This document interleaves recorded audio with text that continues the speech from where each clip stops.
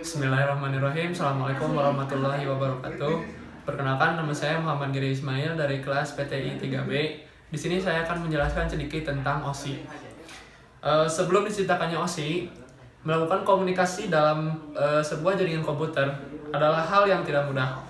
Karena masing-masing dari vendor dan developer zaman dahulu menggunakan protokol pada jaringannya masing-masing. Sehingga hal itu sangat menyulitkan penggunanya.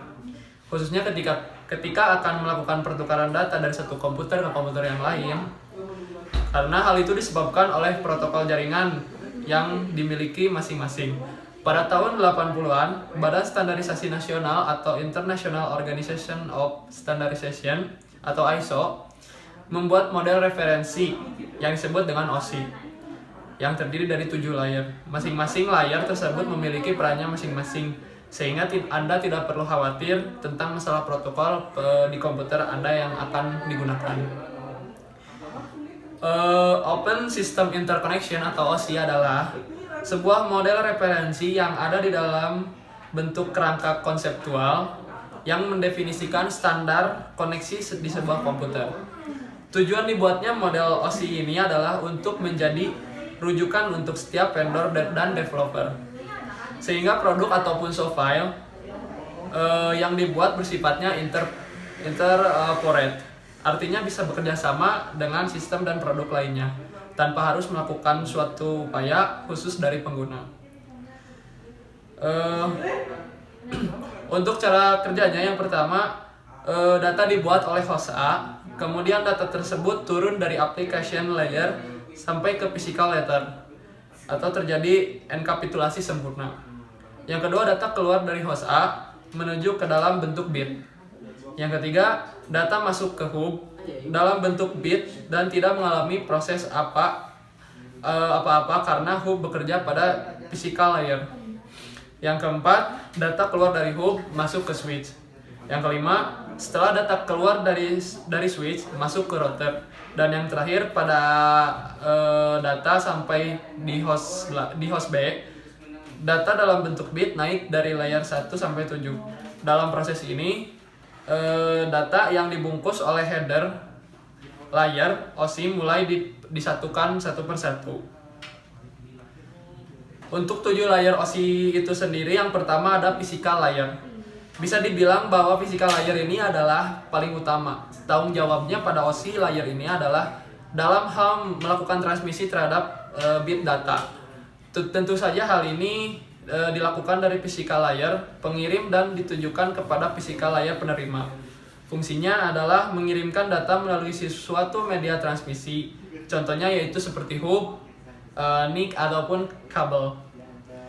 Nantinya di sini data juga akan ditransmisikan dengan memakai jenis yang telah didukung media fisik. Katakanlah seperti kabel, tegangan listrik, frekuensi radio, atau bisa juga infrared dan cahaya biasa. Yang kedua ada data link layer. Ketika proses transmisi data sedang berlangsung, maka akan ada potensi terjadinya kesalahan. Maka inilah yang menjadi tanggung jawab dari OSI layer layanan data link ini, di mana tugasnya memang melakukan pemeriksaan kesalahan. Data link layer dalam urutan OSI juga memiliki tanggung jawab dalam hal membungkus bit sehingga berbentuk data frame. Selain itu, data link layer pun juga dapat mengolah skema pengamatan fisik, misalnya saja seperti alamat MAC yang ada pada suatu jaringan. Bahkan bisa dibilang data link layer ini merupakan salah satu yang paling kompleks di antara layer yang lainnya. Hal inilah yang menjadi alasan bagi